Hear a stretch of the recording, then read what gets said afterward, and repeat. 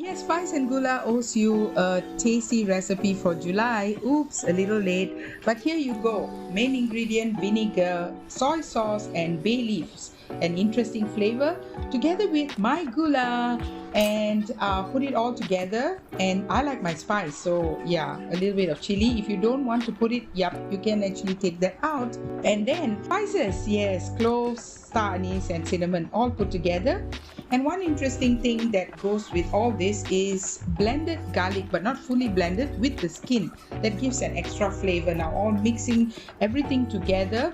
Now the longer you marinate it, the better it is. Then it goes into the wok to be cooked, and voila, you have tasty Filipino adobo. Now let's see the taste test. Really good.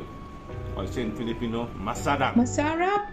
Oh, salamat po. So for July, it's adobo, my simple version.